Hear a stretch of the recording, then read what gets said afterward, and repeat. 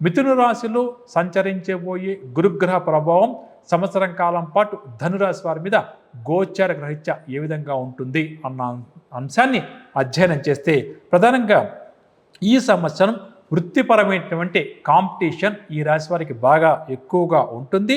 ముఖ్యంగా చెప్పాలంటే వీరిలో దాగి ఉన్న ప్రతిభా పాఠవాలను వెలుగులోకి తీసుకుని వచ్చే సమయం వీరికి ఆసన్నమైంది. దీన్ని ధనురాశి వారు గుర్తుంచుకొని అడుగు ముందుకు వేయడం చాలా మంచిది. అదేవిధంగా ఈ రాశి వారిని దెబ్బతీయడానికి కొంతమంది వ్యక్తులు సమయాన్ని వెచ్చిస్తారు. అటువంటి వారి పట్ల ఓ కన్నేసి ఉంచడం, అటువంటి వారికి ఎటువంటి అవకాశం ఇవ్వకుండా ముందుకు సాగడం చాలా మంచిది.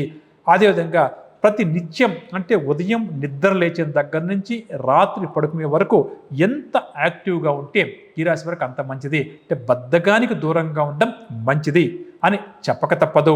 ఇక ప్రధానంగా వీరు పనిచేస్తున్న చోట్ల వీరి వెనకాల కొంతమంది వ్యక్తులు వీరికి తెలియకుండానే వీరితో స్నేహంగా ఉంటూ వీరిని కిందకి లాగే ప్రయత్నం చేస్తూ ఉంటారు. అటువంటి వారి పట్ల కూడా ఓ కన్నేసి ఉంచడం చాలా మంచిది అని చెప్పవచ్చు. వృత్తిపరంగా కొన్ని సందర్భాల్లో వీరికి నచ్చని సంఘటనలు కూడా జరిగే అవకాశం కాస్త అధికంగా ఉంది.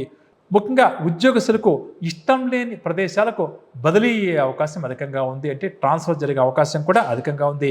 కాబట్టి వారు కూడా కాస్త సిద్ధపడి ఉండడం చాలా మంచిది. కాకపోతే ఒక ముఖ్యమైన పాజిటివ్ అంశం ఏంటంటే గురువు వీరికి యోగకారకుడు కావడం వల్ల ప్రధానంగా కూడా ఎన్ని కష్టాలు నష్టాలు సమస్యలు ఎదుటి వ్యక్తులు క్రియేట్ చేసినప్పటికీ కూడా వారు వాటి నుంచి బయటకు వస్తారు. విదేశీ వ్యవహారాలు బాగా కూడా అనుకూలిస్తాయి అని చెప్పవచ్చు. ముఖ్యంగా చేస్తున్న వృత్తి ఉద్యోగపరంగా విదేశాలకు వెళ్ళాలి అన్నా అక్కడ పని చేయాలి అని చెప్పి అనుకున్నా కూడా ముఖ్యంగా వారికి అనుకూలంగా ఉంది. కాబట్టి ఇవన్నీ కూడా సునాయాసంగా గురుబలం ఉండడం వల్ల జరుగుతాయి. కాబట్టి అటువైపు కోరిక ఉన్నవారు ప్రయత్నం చేయడం చాలా మంచిదని చెప్పవచ్చు. దీంతో పాటుగా ధనురాశి వారికి ఖర్చులు కూడా బాగా పెరిగే అవకాశం ఉంది. సంబంధ బాంధవ్యాల్లో కొద్దిగా అగ్రెసివ్గా వీరు బిహేవ్ చేయడం వల్ల ఆ సంబంధ బాంధవ్యాలు కూడా దెబ్బతినే అవకాశం ఉంది. ముఖ్యంగా తొందరపాటు నిర్ణయాలకు దూరంగా ఉండడం, పరుషంగా మాట్లాడడం, ఈ రెండింటిని కూడా తగ్గించుకోవడం కూడా చాలా మంచిది. ఎదుటి వ్యక్తితో మాట్లాడేటప్పుడు కాస్త సున్నితంగా నవ్వుతూ మాట్లాడడం చాలా మంచిది. జీవిత భాగస్వామితో కూడా అనునిత్యం ఏదో రకమైన వాగ్వివాదాలు కూడా ఎక్కువవుతూ ఉంటాయి. ఏదో తెలియని అసంతృప్తి వీరి వైవాహికతలో ఈ సంవత్సరం కాలం పాటు వెంటాడుతూ ఉంటుందని చెప్పొచ్చు. ఆరోగ్యం విషయానికి వస్తే తరచూ జ్వరము, ఒళ్ళు నొప్పులు, అలర్జీస్ వల్ల కొన్ని సమస్యలు ఎదురయ్యే అవకాశం ఉంది. కాబట్టి ఈ విషయం పట్ల కూడా జాగ్రత్తగా ఉండటం మంచిది.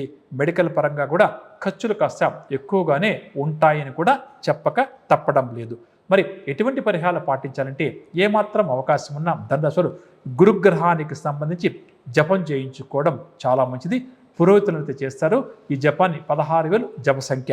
అదేవిధంగా ప్రతి నిత్యం కూడా శ్రీ సూక్త పాలన చేయడం, ప్రతి ఏకాదశి స్థితి ఉన్న రోజున ఉపవాసం ఉండడం కూడా ధనురాశి వారందరికీ కూడా చాలా చాలా మంచిది అని చెప్పవచ్చు.